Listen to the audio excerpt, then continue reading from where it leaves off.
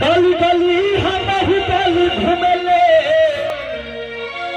लेके कनलिया तू नाली हिलले। गली गली हम गली घूमले लेके कनलिया तू नाली घूमले।